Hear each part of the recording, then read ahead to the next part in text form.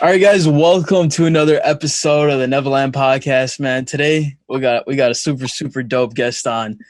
We got Gio on. He's an actor, he's an artist, does a bunch of stuff. Gio, thank you for coming on, bro. Yeah, man. Thanks for having me. How you guys feeling today? Welcome. Pretty good, bro. Can't complain. Can't complain.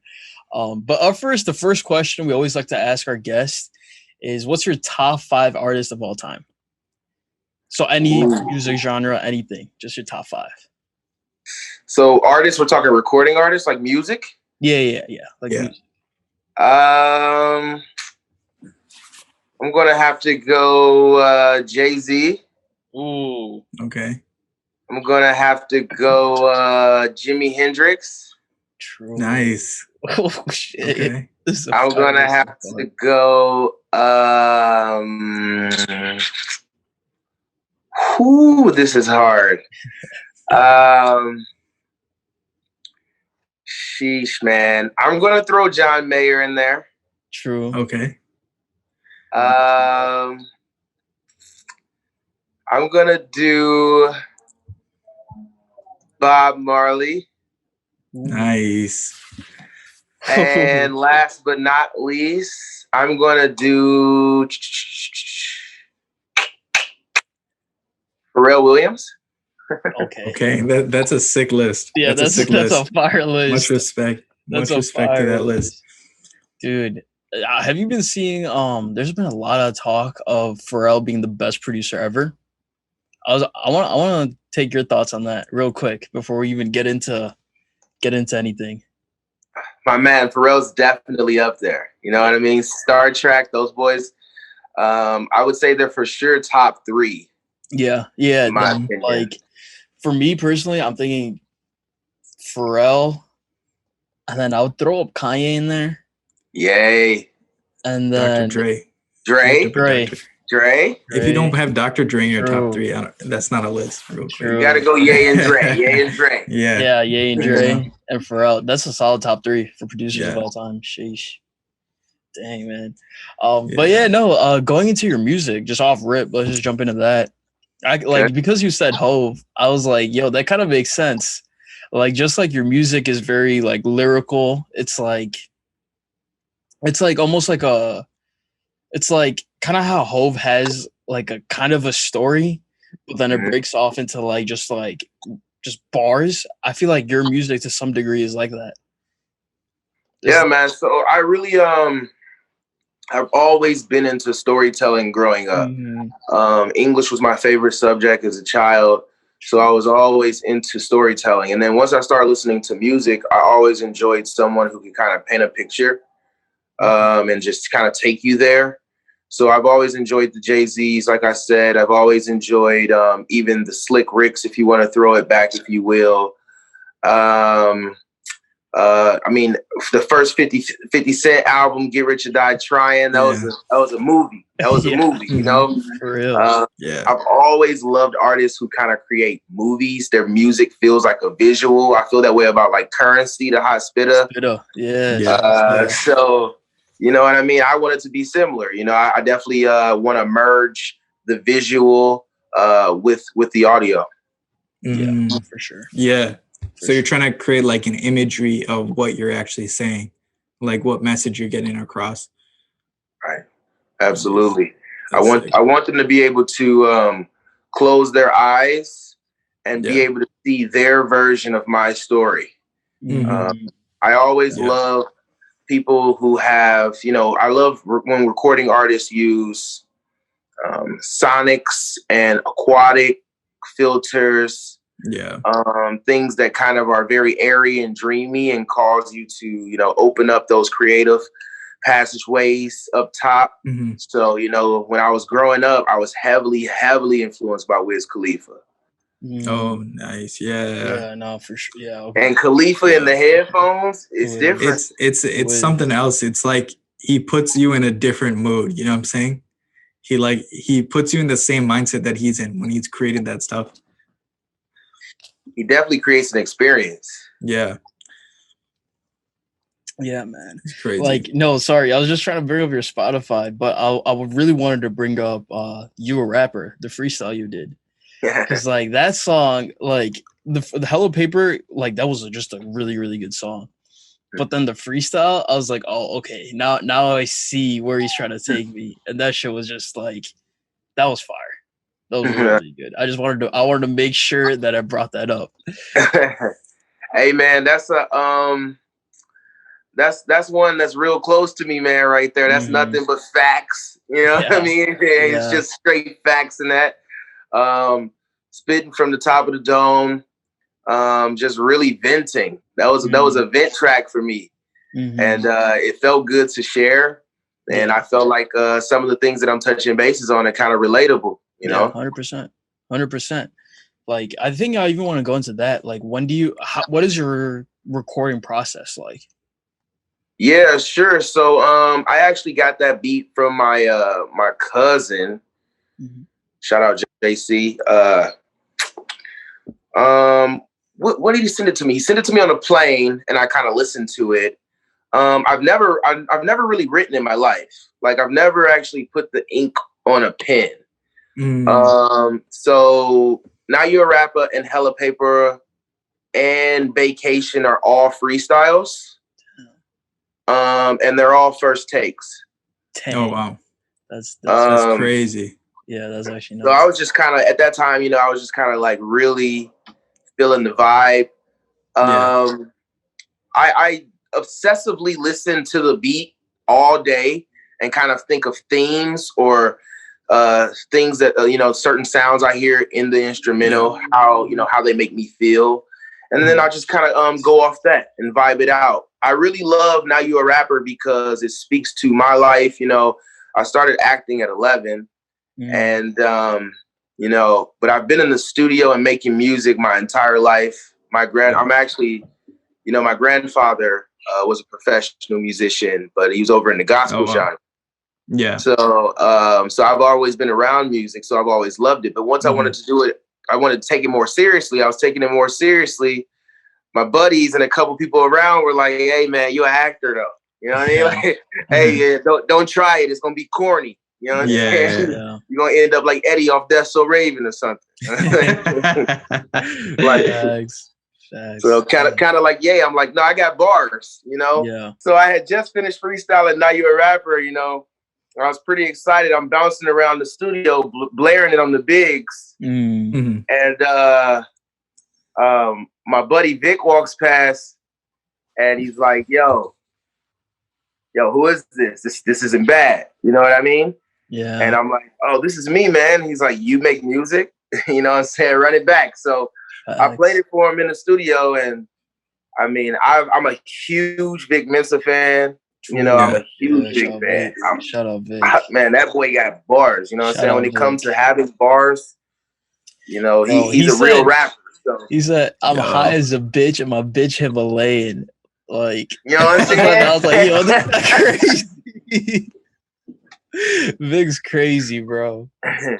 Yeah, so when he told me that it was decent, when he said that'll be a nice first track, then I knew I had one. Dang. That's crazy. So you were saying like you don't write anything down. Like I think Lil Baby was also saying that he's never written down a bar in his life. Like like what's kind of that process like in your head? Is it like you're saying that you listen to like the beat like throughout the day? Is it like do you develop the bars like in your head throughout the day, or is it like you listen to it, get the vibe, and then everything you speak is like right in the moment? I would say that throughout the day, I'm developing a theme, and I'm listening to see what emotions the beat provokes from me naturally without thinking. Okay. And whatever mood it puts me in, and that's the mood that I tap into. And then, you know, I start thinking on that. And once I get to the mic, I'm actually like, I'm looking to draw from a scenario of which the last time my body felt that feeling. And I just tell that story. Yeah. That's fire. Okay. So I believe, baby, when he says he doesn't write, you know, I believe him. Yeah, that's super interesting. Like I try to think to myself, I'm like, yo, what if I try to just like freestyle? It would not work. Like, you know what I'm saying? Like So like, yeah, it's super interesting to see some how people are sick with the pen in the pad. Yeah, exactly. Man, yeah, like I was watching some random YouTube video showed up on recommended. It was like Jay-Z making the Black album. And it was like he just goes in the studio, just like freestyles off top. I was like, yo, that's crazy to me. That's crazy. Man. I honestly think like since you were kind of exposed to like music and like, you know, just getting involved in that at such a young age, you just had a knack for it, you know, like by the time you actually wanted to take it serious, like you already kind of had an instinct, you know? Yeah, absolutely. I agree. I agree. I just think that by the time I took it seriously, kind of like you said, I had seen so many people do it, and a handful of people do it well. So I knew, you know, how I wanted to approach it in my very own way. I had already had time to kind of grow into my identity. Yeah. And mostly I've really been through some shit. You know what I mean? There were times when I was recording early on where I really didn't have nothing to talk about. Yeah. You know what I'm saying? So by the time I stepped to the mic for Now You a Rapper, I had a story to tell. And that's really what it is. That's fire. Yeah, so you said you started off like just acting at a young age. So how was that like? Like how was like just like growing up just acting and then eventually turning that into music? Like your passion kind of, I don't want to say switched, but I guess it went from you want to be like a full actor to now you want to be an artist. You want to do music now. Yeah. So I started at 11 years old is when I started auditioning. I did do a couple of like reoccurring background roles around that time on like All That. Did like Funniest Kid in America for Nickelodeon. So what that taught me was a lot of rejection. Like early on, I was rejected a lot. I wasn't getting picked up as quick as I wanted to. Yeah. And so early on, I learned that rejection comes with the game. Yeah. And it really made me tough and just it helped me to understand how things work in the industry. From there on, I went to study at the University of Southern California in theater when I was 15 years old. My sophomore year in high school, I went to college. Okay. Oh, nice. So yeah, they pulled me out of high school and brought me out to USC to study theater, and that's when I knew I had something. That's when I knew it was a gift. Yeah. Just grinding from there on out, man, working my way up like everyone else, all the way to 2020 halftime Super Bowl commercial for Walmart, you know, a couple of other things. So it really turned out to be a good experience, a good journey. Yeah. But I think that I kind of beat the horse too long because I started so young. And I was becoming more successful in the on-screen work, but it was becoming less fulfilling. Yeah. Yeah. But that's one question I wanted to ask you. Like, I feel like it's kind of known in society and like everyone kind of sees it happening, like where like the child star, they grow up and then they deal with hella shit like in between that time. You know what I'm saying? So like what was kind of that process for you and how'd you get through that process? Because you see like people like Selena Gomez, Justin Bieber, like you can go on and on, Ariana Grande, right? Like you can go on and on and you can you can see how, they were so famous when they were so young and then like how that affected them like in their like early 20s, late teens. And then now like they're finally kind of past it later on in life. But it's like, how is that process for you? Yeah, so great question. So my process, like, you know, what I've experienced, I definitely have never had Bieber money or Ariana Grande fame. You know, it's levels to this. So that's a different level of child stardom. But for me, it was very difficult. You know, you kind of living high up on this horse. And then all of a sudden you can just be ground zero. You're a nobody. You know, one season you're like the coolest kid on campus. Everyone at school knows you. And then the next year you could just be forgotten. And I think that roller coaster, when you're already going through such a roller coaster of emotions through your adolescence, can really take a toll on your psyche. So one thing that really stands out for me is my mother. She stepped in when she saw it becoming too much and actually pulled me away from it for about 4 or 5 years. True. Yeah. And I think that's what actually saved my life because, otherwise it's nonstop, go, go, go, go. You're trying to please other people and you forget about who you are sometimes. You know, you can lose. You can lose yourself. Yeah. That's wow. That's crazy. Yeah. Dang. Yeah. So like what kind of inspired you even to be like I mean, you already said that it wasn't fulfilling enough, but what inspired you to be like, music is now what I want to do? Well, it just hit me one day, man. Honestly, like it's time. You know, I had just gone through some things. Facts. I had recently had my first kid, my 3-year-old baby girl. She's 3 now. And I was like, yeah, it's time. I've always wanted to create art, most specifically because I think that it's a time capsule. Yeah. And I believe that even when I'm no longer on this earth, that, my legacy will be able to hear me speak, hear me sing, hear me, see me act and react in my actions. They'll have a full portfolio on, who they come from and what I was and how I sounded, how I acted. So I've honestly been building like this time capsule for myself so that my kid can go back and watch it later, or my grandkids. That's awesome. Yeah, no, that's a bar. That's for sure. Yeah, that's hard. Super sick. Yeah, man. Yeah, I think like when I kind of just think about just music I grew up listening to, everything like that, just videos in general. Yeah. It's like, yeah, that's so true. Like I'll listen to like Graduation. It'll put me at a place.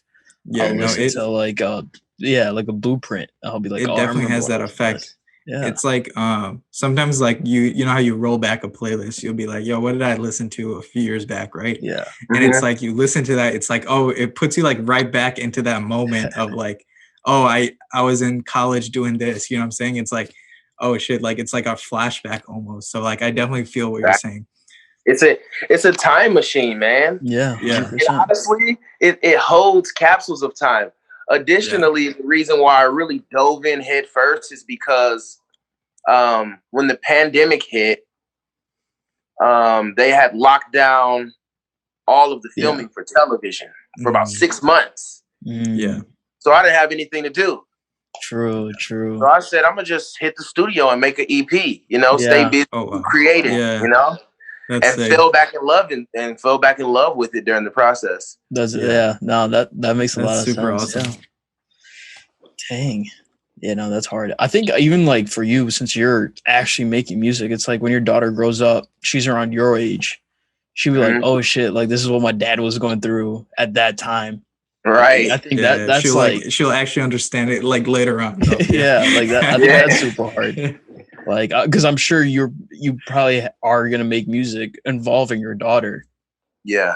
And it's like at that point, when she grows up and actually is able to understand what you're saying in music, she'll be like, oh dang, like my dad was a G. Like this is lit. Like I feel like that'd be dope. That's dope. That's super dope. Oh yeah. So I know this is a topic that like you really want to talk about as well. Is the topic of like just creating generational wealth for people of color in entertainment, artists especially. So I'll let you just speak on that for a moment. So yeah, man, I wouldn't call myself an activist, not yet at least. Yeah.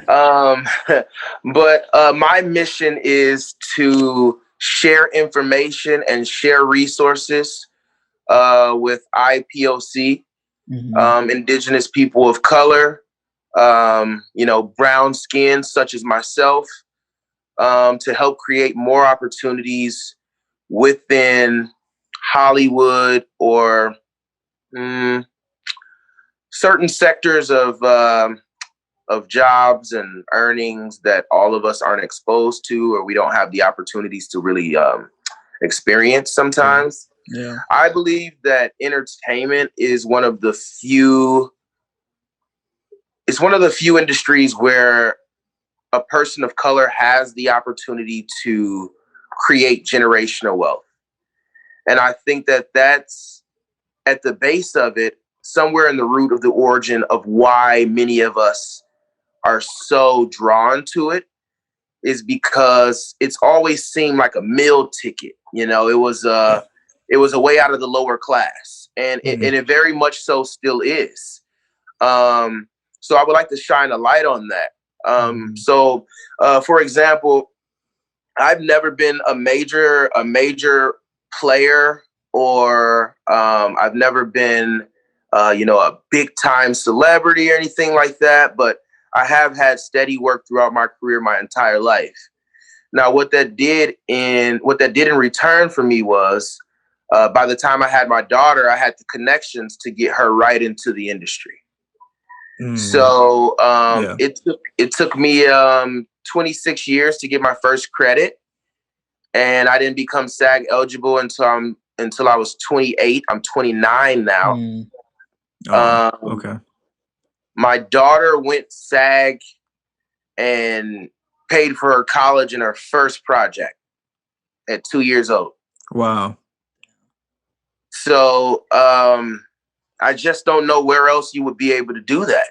I don't know that sitting at a desk working for someone else, I don't know that that's going to create generational wealth. I don't know that even if I was a dentist, I don't know that that's going to create generational wealth for me.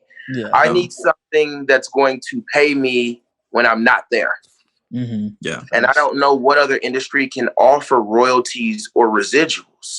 Yeah. And that's what we really need to grow wealth. We're not looking for riches that can be spent, that can come and go. We need residuals. We need royalties. We need wealth, because the funds need to trickle down to the next generations, and we need to build a legacy.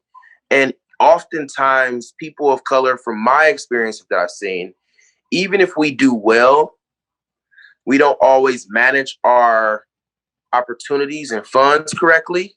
Yeah. Therefore, it doesn't become wealth. It was just a good quarter. Facts. So I really would like my people to not give up on art or the renaissance of it, or television or music as a whole. It's not like going to the NBA. It's not like that, It's not as difficult as it seems. Yeah. And I think it's very easy to get into, or it's a smoother road if you get into it when you're younger. Like, it's much easier to get a child into a major role than it would be to get an adult into a role who has like ego and personality. That's like, you know what I mean? It's just you know what I'm saying? Like, so if you can get them started young, if they put up $50K into a trust fund at 5, I would have loved to have $50K accumulating, and I get it when I turn 18 or 21. Facts. Then I decide if I want to go to college or if I want to start a business. Yeah. No, yeah, I definitely agree. It's like you'll never get generational wealth by taking the traditional route. You know what I'm saying? It's always either you need to start your own business, or you go to the NBA, like you said, or create music, create art. Those are kind of the only ways to create that type of wealth. And the key is you need to create those opportunities for the younger generation. And so, that's what you're preaching on here. So I definitely agree. I'm not sure that many people realize that thespian is actually a profession of the higher regard. Usually you are just very fortunate or dead broke. That's what artists usually are. They usually have like all the options in the world or no options at all. You know what I mean? So it's of the higher regard. It's kind of one of those leisure professions, right? And it gives you an opportunity to earn even when you're not there actually working. So that kind of reminds me of like, stock market, or when people get into hard banking, or they're earning when they're sleeping. Yeah. Passive income. Passive income. Yeah, man. I think in part that's why me and Pars were doing whatever we're doing is literally because of that. It's because if we go a traditional route, it's like, you know, you're stuck in the loop essentially. And it's it's like somewhat like they say, like one person has to take the risk to break the cycle, right? Yeah. So it's like that's what you got to do, and you know, not enough people are willing to do that, right? It's like also, there's always positive and negatives to everything you do. Right? I think also a huge thing, this is why I wanted you to bring this up too, is because a lot of people don't even know that there's another way. And if there is, it seems like, oh shit, like to go into Hollywood is like, oh, like I have to, it's so risky. It seems so risky to start a business, seems so risky, but it's like, once you get the right people to tell you this like positive information, that it's not as hard as it seems. And it's like, before you know it, it's like you just do it. like with the podcast, obviously this is a very, very like small example of it. I love what you guys are doing with this. Yeah, no, thank you. But you know, it's like, even on this small of a level, it's like you literally just start it. If people listen to it and it grows, great. If it doesn't, again, this is like a time capsule. It's like my kids, our grandkids can watch this and be like, oh shit, this is what I was doing at fucking 22. Like, this is lit. So yeah, man, that's why I wanted you to come on and definitely preach that, because it's super dope. Everyone's heard about like the toxicity of like of acting and all this. So like, what's your perspective on it? Toxic in what way, man? Toxic in what way? There's a lot of toxic in how they treat you. Toxic in like how roles are decided, things like this. I will say that that typecast is a real thing. I would say that the Hollywood couch is a real thing. Yeah. I would say that the lack thereof of opportunities for people with melanin in their skin, that's a real thing. But Hollywood's actually revived, like it's under a change right now. It's having its own renaissance. They're letting people of color in right now, and they're really giving us a shot. Once we get these reins, we just can't let them go. Yeah. You know what I mean? I really think that there was a surge of change starting around Django. Yeah.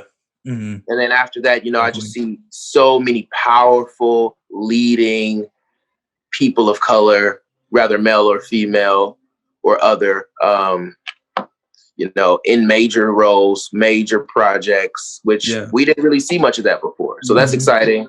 Yeah. Yeah. I definitely have experienced some, I've definitely had some hurt days, man. I've cried in my car. Yeah. I've cried in my car leaving CAA. Yeah. With a no, you know, but hey man, that's a process, man. That's a part of it. Yeah. You gotta be honest. How almost when you come into a room, you know you're getting a part or not. Is that like a real thing? Sometimes. Okay. You can definitely feel, I mean, energy doesn't lie. Yeah. You can definitely feel someone's energy. And then just, you know, how courteous are people with you? If a person ever makes eye contact with you, or if they choose to never look at you. Yeah.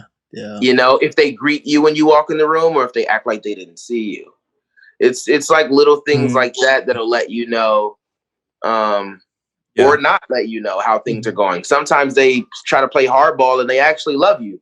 Yeah. So that's a part of the gig, to be unwavering and to come in, do your job, kill it, and pretty much care less about the environment, or rather, you know, people are smiling or frowning. You have to finish your set. Facts. Wow. Yeah. Dang, that must be tough though. Like in the moment, or is it also just one of those things that eventually, as your career progresses, you just kind of get used to it? It's probably personality based on like some people probably might still throw up 30 years in, you know what I mean? Yeah. But I would definitely say it was probably some of the most nerve-wracking things that I've ever experienced, like early on being like the first 8 years. Yeah. Even just seeing that huge red recording light, then I would like, sometimes it makes you act differently, or your arm might get stuck like this, you know what I mean? Just so, you know what I'm saying? Like, I don't know, but like now it's a breeze. You almost become robotic with it. And then that's actually my issue, is because now it's becoming robotic. So I'm wondering how much of this is genuine. How much of this can the viewer actually feel, or am I just really good at doing what I think I'm supposed to be, right? So, you know, I think I'll dab back in and, you know, do some more training just to brush up here soon, some more classes. True. Nice. Yeah. So obviously it's like super nerve-wracking, like before you get on stage and all this. Like, so how do you get yourself in like the right mindset where you're not like shaking out of your boots, you know? Like, how do you put yourself in that like, okay, let me focus and let me get this done? Sure. So anytime before I perform or before I audition, if at all possible, I always like to have a beverage with me, a water or something, because, you know, your mouth gets really dry.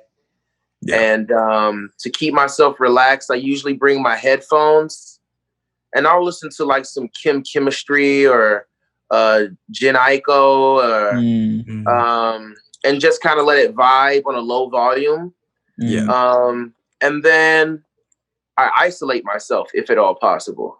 I try to keep myself away from other people's energies prior to a big performance or audition, because if I'm feeling good, I don't want to let someone else around my aura and they knock my energy off. You know, because sometimes it takes a couple days. You know, you have an interaction with somebody, they shake you up, and it might take a couple days for you to get back to yourself. Well, we got to protect our peace, right? So, you know, I usually just kind of stay to myself before. Facts. How different is stepping in front of a camera compared to like when you're walking up to a mic? Like, how different is that mental space for you? It's completely different because I don't really need to project with the mic, and I do need to project a bit for the camera. The camera is more difficult for me because I can't feel it, and it doesn't give me any expression or feedback. It's just capturing. I can't see what it's capturing. So those are always things that always kind of worry me a little bit. And but when I step out there on the mic, you know, there's going to probably be a couple people in the crowd, hopefully. And, you know, you can kind of fill off their vibe. You can kind of adjust your set or your performance or your volume based off the venue or how they're reacting. And that's always really fun. Facts. I also feel like in a studio is probably a lot less pressure, or even a show for that matter, because at that point you're just performing your stuff. So I feel like is that also like something that plays in your head that's like, okay, this is just it's just I'm just doing what I usually do. It's not that big of a deal. Yeah, I've done stand-ups where, like, you know, it was my original material and it was kind of a breeze. Just because if I did fuck up, then I could kind of like filibuster it. You know what I mean? Like, it's fine, so I can do whatever I want with it. I can kind of revise. So that's always nice. That's a safety net. But when you're on the camera, though, you're probably going to have a script. And anytime I've had a script, you know, they're sticklers about, you know, word for word on the script. You know what I mean? They don't want you to improvise on that script they spent all that time on. So that can be a bit nerve-wracking when you got like 112 people watching you say a line that you better not mess up on. Dang. Wow. Yeah. How is that process like, even first getting in? If they're like, or I guess this is kind of what I mean, is like when they tell you that this is scripted, this is all scripted, it has to be word for word. is there a part of you that's like, bruh, like this kind of fucking sucks? Like I'd rather just go out there and just be myself, or is it just like, okay, let me just get this check and bounce? No, I usually try and trust the script because you know, I'm the talent, so it's not really my job there to think through the theory of the script. True. It's more so to break down who my character is and why he's there and what he's feeling. Yeah. So the best thing for me to do is to not question it, because that's going to take me out of my character, and to just trust the script.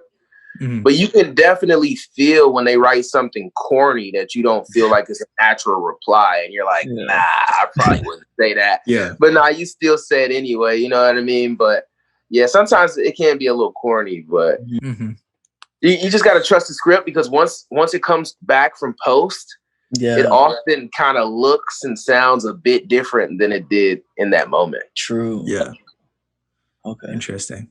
Yeah, that's cool. So random, crazy, deep question here. Yeah. So I've heard Jim Carrey, I think, has said this before, like on what self is, and how like through acting, he's like recognized that there actually is no self, because in different situations you act completely different. So it's like, even through acting, like what he's realized is that all you're doing is you're like channeling like another version of like, oh, what you think would go along in this situation, right? Yeah. So it's like, what's your perspective on like how self relates and how like acting goes along in just life, and like how that goes together? No, that's a great question, man. I completely agree with Jim Carrey. I believe that self it's fluid, and it's ever evolving. It's a creation that you're creating each day. It's yours. So it can be whatever you want it to be. It can change all the time. Acting for me really has assisted in,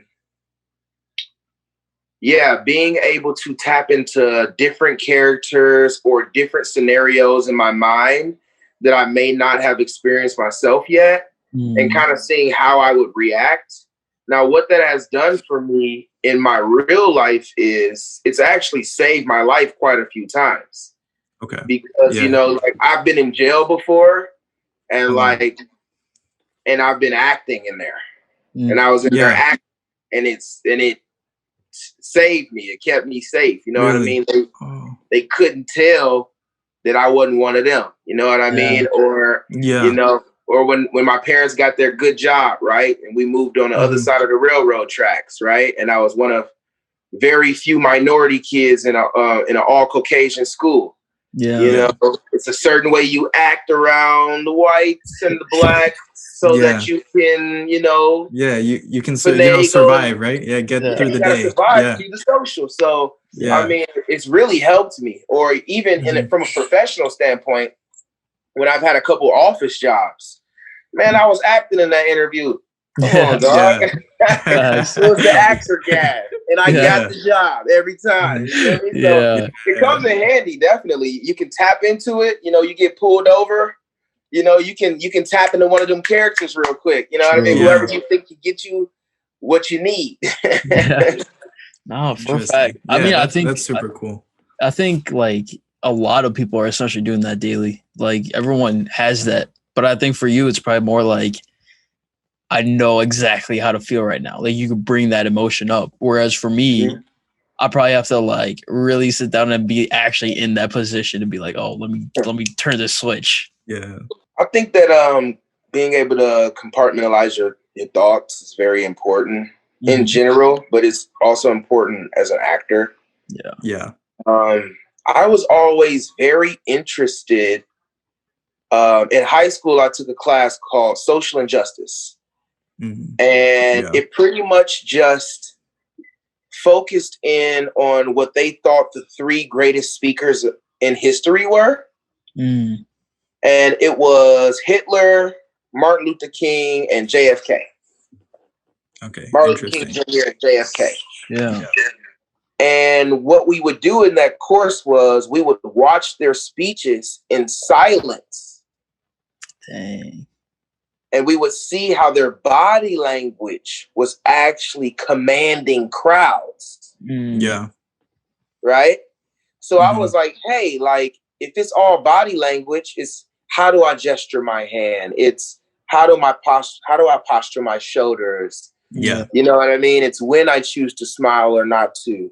Oh, that's creating a vibration, and it's controlling the environment and the conversation.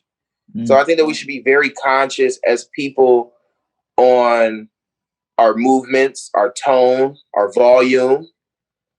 These things are very important. And then, the Hitler's, the Nazis, what really struck me was I used to always ask my teacher, man, how are they killing all of these people? Seeing this, smelling this, and then going home and having dinner with their families like nothing happened. Yeah. And my professor told me that he thinks that it's just work to them. Yeah. And they're compartmentalizing their thoughts, just like a cop would do, or a firefighter, or a Secret Service agent. You know what I mean? You gotta kind of like separate your life from your work. So they're doing that there. So I'm like, I wonder if I can do that and apply that in a more beneficial and positive way, right? Yeah. Yeah, that's crazy. Yeah, especially on like how Hitler was able to portray an enemy out of, like their own people. Like that was something crazy. It's like he basically created an enemy out of like the same people that are your neighbors. You know what I'm saying? It's like, it's something crazy to think about, like if it happened today, but it did happen right back like almost 70 years ago at this point. I mean, dude, that's a heavy topic for sure. Yeah. But yeah, that's pretty crazy. But what was your question there, though? What's your question again? Sorry, run it back. Oh, no, there wasn't any question. I was just making a point. I was just like, it's crazy how he was able to, he's able to command an audience so well. It's like he's able to create an enemy out of nothing almost, right? He just happened to have like a dislike towards Jewish people, and he just created like the entire nation of, Germany at the time was just like, let's get rid of these people. Like they agreed with him. They're like, all right, like, it's crazy. It's funny you say that, because they often say that like politicians and actors and attorneys are they're all alike. They're the same people in different. They're just good actors, right? Everyone's in different industries, Yeah. The level of charm in politicians. I mean, when you talk Hitler, when you talk JFK, when you talk MLK, Jr., like, man, they are charming individuals, and they are persuasive on a monumental level. For real. Like when I was in that course I was telling you guys about, one of the documentaries said that all the women used to get to Hitler's kill speeches early. That's so crazy. They could sit on the front row. Yeah. Because his power alone made him wet. What? What? You talking about killing people? Yeah. And he got ladies showing up. They were attracted to it. That's crazy. Murder. Bro, wow. That level of influence. That's before Instagram. Yeah. That's crazy. That's wild. That's dangerous. Yeah. No one man should have that much power. Kanye said it best. Man. Yeah, man should have all this power. I actually have to read Obama's book, but someone was telling me that in there he even talks about, he's like at first coming up, he was like, yo, I'm not trying to be a politician. I'm not trying to do like all this nasty shit. But he's like, when you're just in that system, he like, apparently in the book, he says that like, yo, like I caught myself doing politician things that I told myself I would never do. And I was like, that honestly by itself is crazy. It's like, you're surrounded in it. You're surrounded in the nastiness. It's like before you know it, yeah, you're involved in it. I've caught myself doing Hollywood things that I thought I would never do. Yeah.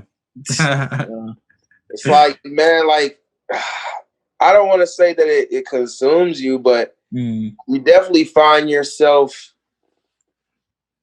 reasoning. And, you know, unless your morals are concrete and super strong, you know, and then sometimes you just got to do it for a check. Sometimes you just got to feed the family. So you just got to get it how you live. And it's just like, man, it just depends on the scenario, but it's definitely tough. Yeah. And I will say that anything political or entertainment wise in the entertainment world, there can be opportunities for you to act out of character. For sure. For sure. You just want to protect yourself and kind of stay away from that as much as possible. Yeah. I mean, I'm sure there's a lot of like, hey, this dude's doing it. All these people are doing it. They seem fine. What's the worst that's gonna happen? Let's just try it out. I'm sure there's a lot of that. Yeah, man. I just recently got over, you know, I had a drinking problem, man, and I had just recently got some help with that because most of my mentors when I was coming up very early in Hollywood, or the people that I studied when I was younger, I always felt like they were very sharky personalities. And I always saw them drinking. And I always saw them around beautiful women. Yeah. Mm-hmm. So very early, I equated that to success. Yeah. And, you know, if you're doing something that's not good for you, but you find success while you're doing it. Yeah. Sometimes we can trick ourselves into thinking like that's what created. This is what caused you know what it. I mean? Yeah. It's like you make a hit record and you were smoking pot, so now you think the pot helps you make hits when it really doesn't at all. Yeah. You know what I mean? You get stuck in that rut. So I had to find my way out of that Alice rabbit hole and realize that, you know, just because that was their regiment, that wasn't the regiment that was best for me. Yeah, exactly. Yeah, and I think that takes a very special person to even realize that. Like, I think you're like, I think that defines your character, I guess. It's like, hey, you saw that this is a huge issue and you're able to like bring yourself out of like the present and be like, okay, like what the fuck am I doing? And just make sure it's not easy, man. It's not easy because, you know, many of the offices out there, they got like beer taps in the office. Yeah, that's crazy. I'm talking about on tap. You know what I'm saying? Like at work, in the office. That's insane. So they know you driving home drunk. No. So I'm like, you know, like, is everyone calling the Uber or how is this legal? But I don't know. Yeah, it's crazy. That's crazy. Yeah, no, that's nuts. That's nuts. Well, yeah, I mean, we could wrap it up with this. Like, what are you listening to? What's on your playlist? What's on your phone? I'm listening to that new Kid Cudi still. Oh, nice. That's a good listen. Man. That's a good listen. Bruh. You know what I'm saying? I had did a earlier, right, the tail end of 2020. I acted and featured in a music video called Everybody by Lil Baby. It ended up being the #1 stream music video of the year. So I'm excited about that. So due to that, you know, I mean, I'm a huge Lil Baby fan, so I've been bumping that new Lil Baby. Yeah, same here. Dude, we're I'm a huge Lil Baby fan, massive. And you gotta have those Young Thug essentials too. Oh yeah, for sure. Yeah, for sure. You know what I mean? And then I'm a Chicago boy, so you know I gotta throw my brother Vic in there, or my homeboy Dirk in there. You know what I'm saying? Throughout the little Chicago flair. You know what I mean? There you go. Shout out Dirk, yo. Hey, Alprenting's dropping the deluxe soon. Yo, I'm hyped. Yeah, I'm hyped. I'm liking everything you're listening to, bro. Yeah, dude, that's legit my playlist. You're naming off my playlist right now. This has been great, guys. I really appreciate your time, man. Yeah, man. Honestly, thank you so much for coming on. This was a super dope episode. Really appreciated your time, man. Had man. Fun. Yeah. Had a good time. This was good. Hell yeah. Guys, thank you. This is another amazing episode of the Neverland Podcast, man. Definitely check out Gio. All his socials are gonna be in the bio. Check out me and Paris in the bio. And man, that way out. Check it out. Peace.